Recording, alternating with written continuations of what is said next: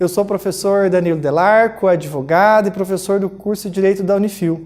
E hoje estou aqui para apresentar mais um programa Direito Unifil aqui na UTV.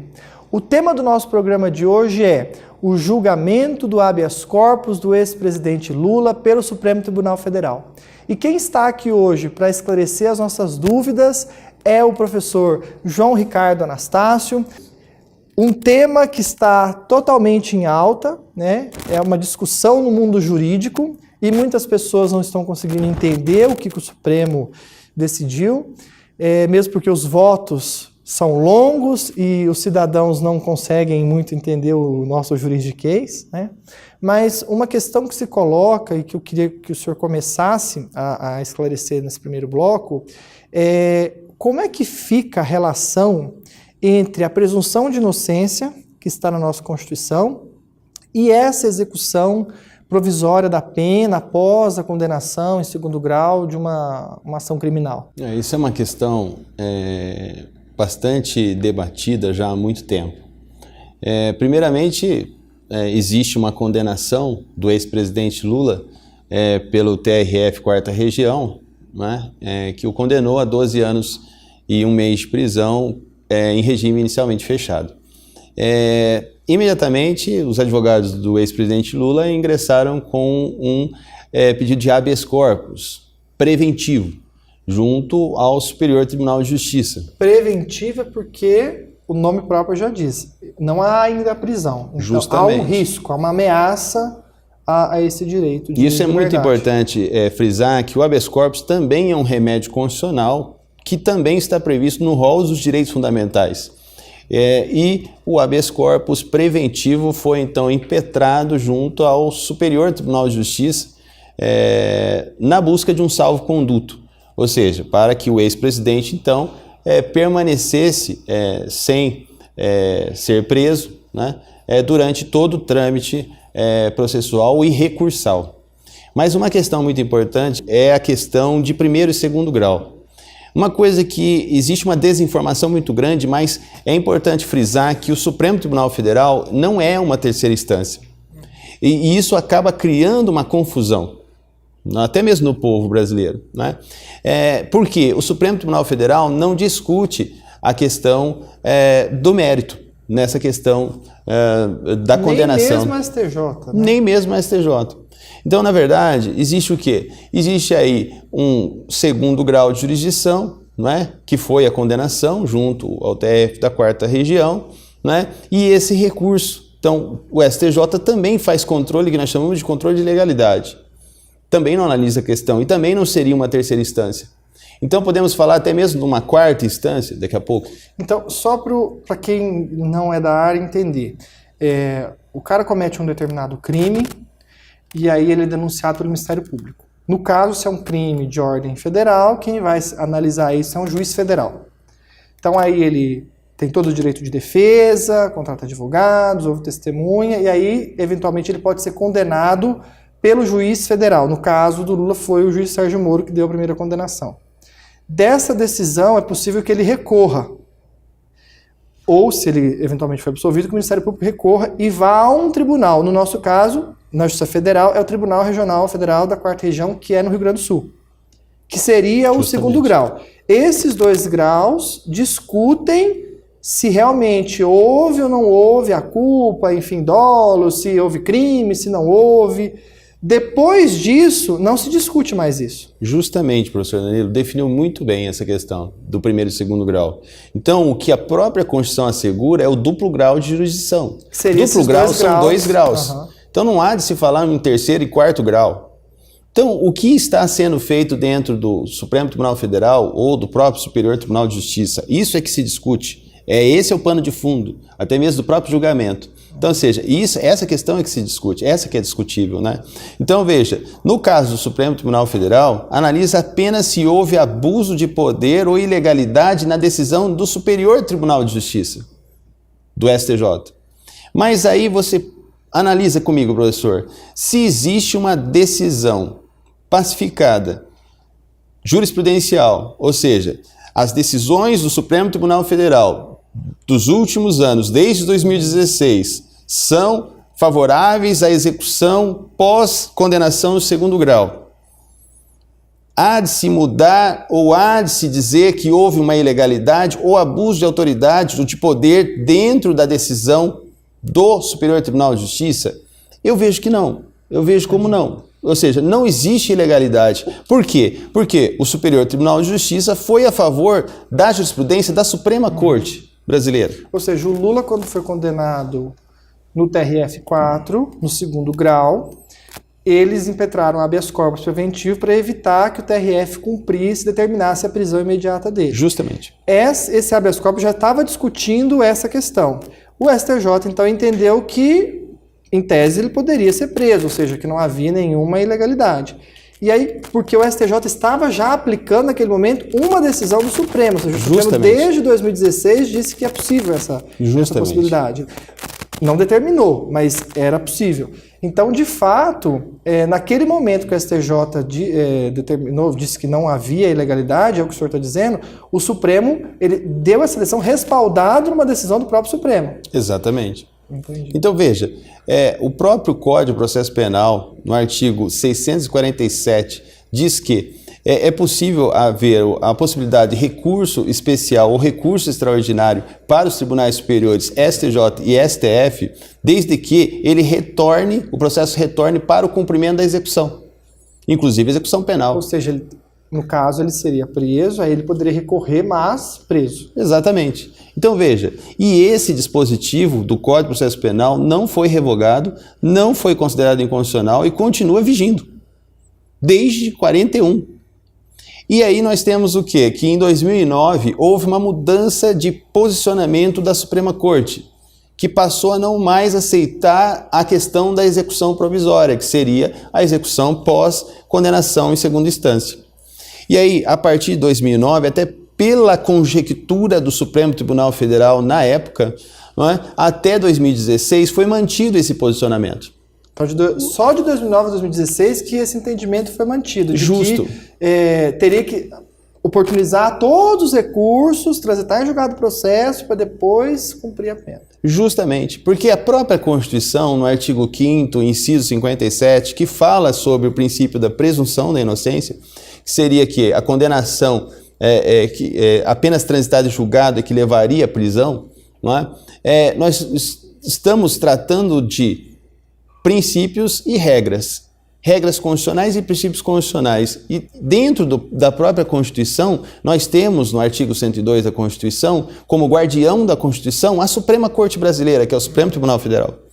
Portanto, a jurisprudência da Corte, ela vale tão igual quanto a própria Constituição Federal. Ou seja, modula os seus efeitos. Qual é a dimensão de uma decisão, mesmo que seja individual, no que tange a questão da condenação provisória, que seria a execução provisória, condenação em segundo grau. O reflexo disso é um reflexo social, especialmente social, professor Danilo. Ou seja, vivemos numa época em que os valores, a axiologia, não é? O estudo dos valores tem sido desgastados dentro da nossa própria sociedade através do desmoronamento das instituições. Não é? Então, a imagem das instituições estão extremamente desgastadas. E o que se faz necessário? Se faz necessário ideais de justiça. Ou seja, hoje se prende um cidadão porque ele roubou R$10 e ele cumpre uma pena de 8 anos de prisão. E ao mesmo tempo que aquele que rouba e desvia dos cofres públicos 50 milhões de reais fica impune. Então, o sentimento de impunidade traz um desgaste das instituições e um desvalor do próprio povo brasileiro quando se fala em justiça, os ideais de justiça. Então, eu vejo que a questão da execução provisória, que vigiu todo esse tempo, havendo apenas esse intervalo que seria justamente de 2009 a 2016, deve prevalecer. Assim como no julgamento do ex-presidente Lula, do julgamento do recurso, não é? do habeas corpus, assim prevaleceu. Muito embora tenha sido uma decisão muito apertada, não é? Uhum.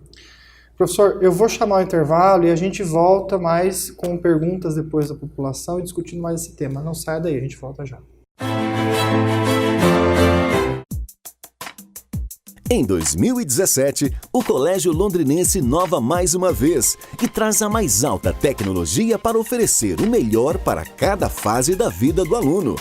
A primeira instituição de ensino de Londrina certificada com a plataforma Google for Education apresenta mais um grande diferencial: a Sala Google. Um espaço lúdico e confortável criado especialmente para um jeito novo de ensinar e aprender que estimula a criatividade e a iniciativa na era digital. Colégio Londrinense Google for Education. Ensino colaborativo e inovador, conectando seu filho a um futuro ainda mais brilhante. Unifil EAD, o mais novo show de conhecimento e tecnologia. Ensino à distância com a mesma qualidade de uma das melhores universidades do Brasil na avaliação do MEC. Você tem 24 horas de conhecimento na melhor plataforma do Brasil. Cursos superiores de graduação, pós-graduação e MBA. Cursos técnicos de capacitação e também temas livres. Unifil EAD. Você pode mover seu futuro.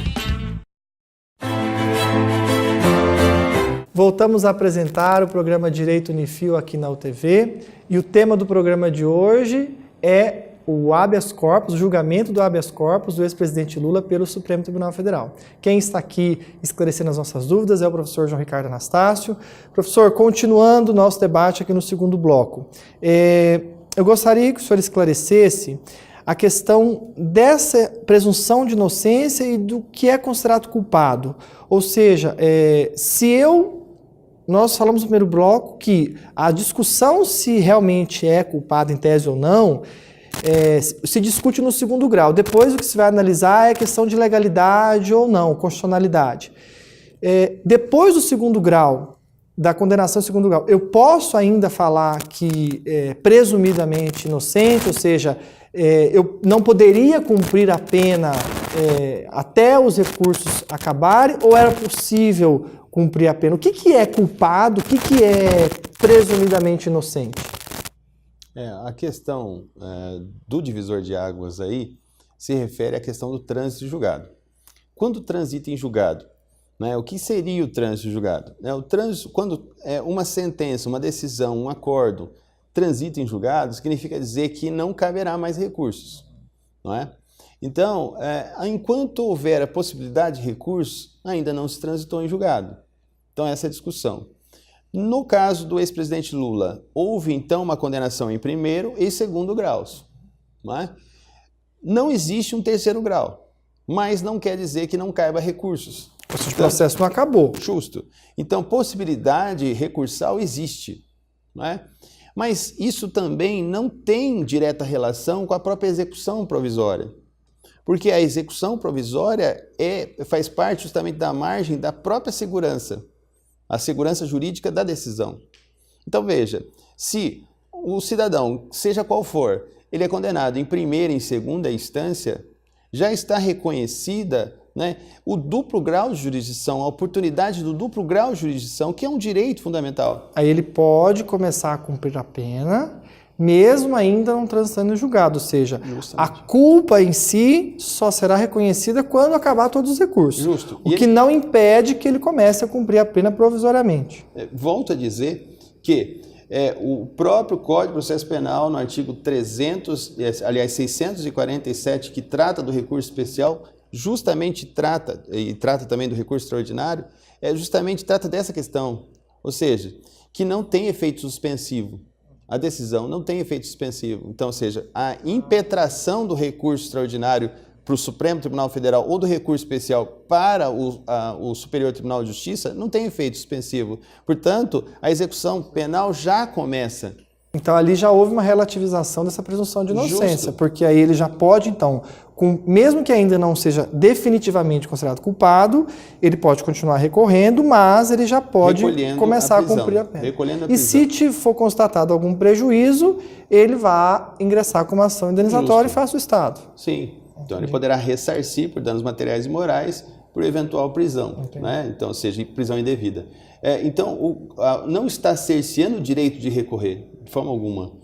Né? A ampla defesa, o devido processo legal está sendo observado. A instituição do Supremo Tribunal Federal cumpriu em sua decisão nada mais do que a corrente majoritária da sua jurisprudência, ou seja, o posicionamento da Corte.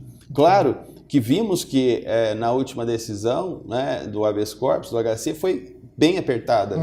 Né? E podemos dizer que, por que 6-5, né? Justo, por que isso? Por que esse quadro? 6 a favor da prisão e 5 contra. Isso, por que 5 foram contra? Podemos dizer assim, né?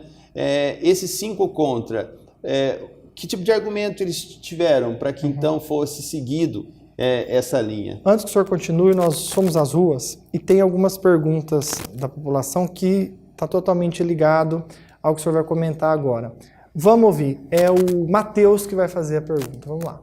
Eu quero saber o motivo dos 5 juízes que não aceitaram a prisão dele. Porque eu vi essa parte, os 5 juízes não aceitaram. Por que não aceitaram? Então, professor João, é o que você estava justamente justificando. Ou seja, o Matheus quer saber por que tiveram, né, 5 ministros ali que votaram contra esse habeas corpus. Ou seja, é difícil para a população entender por que 6-5 se para a população é tão evidente que havia já a possibilidade dele ser preso, né? Mas o leigo não entende. Por que esses 5? O que eles argumentaram? Ou seja, qual que é a ideia principal para que o habeas corpus então fosse aceito, né? Fosse provido, enfim.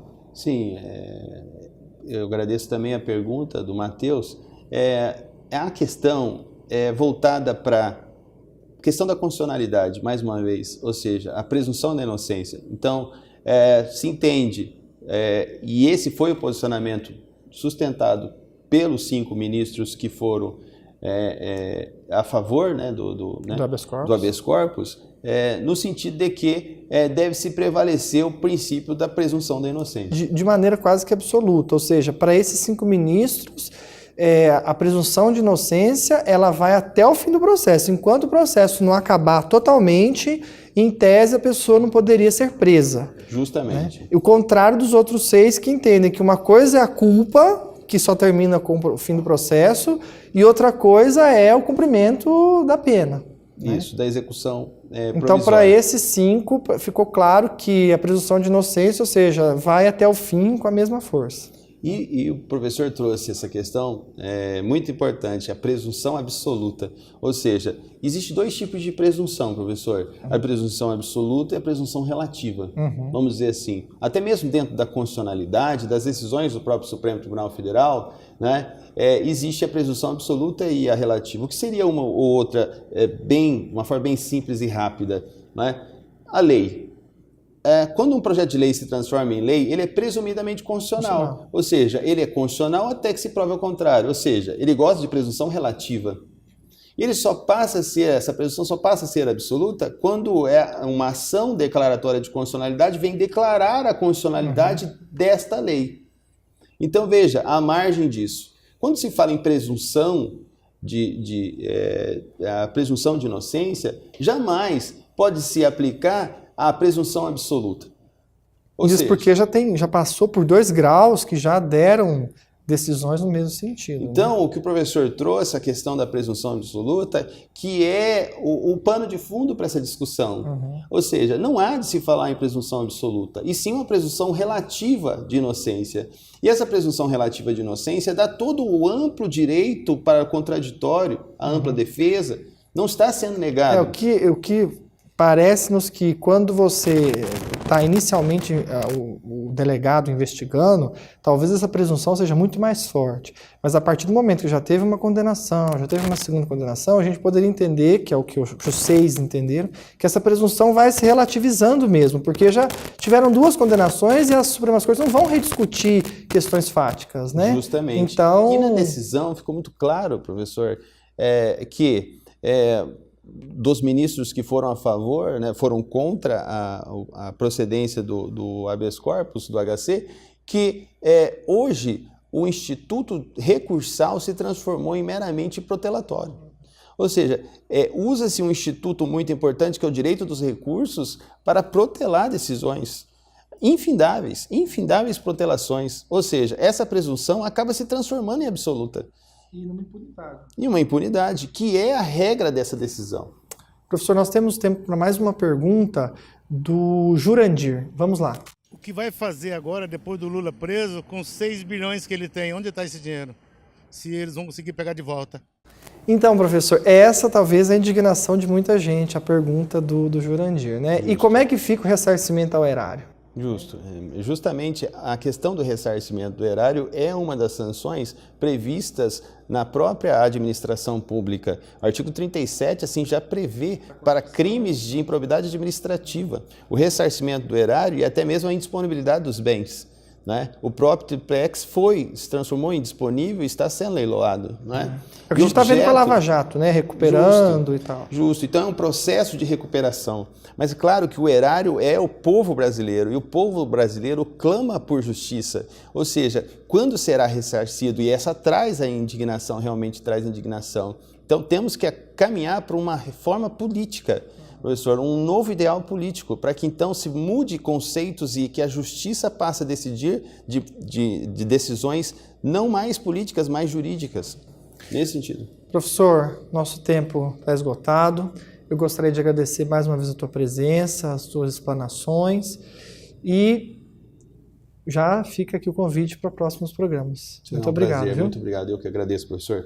E antes de encerrar, eu quero convidar aos nossos telespectadores, aqueles que já têm uma graduação e têm interesse em se especializar em direito penal, em direito civil, em direito do trabalho, em previdenciário, em perícias, venha fazer uma pós-graduação aqui na Unifil. Se você tem interesse, entre em contato com o nosso site, o telefone que está passando aqui na tela.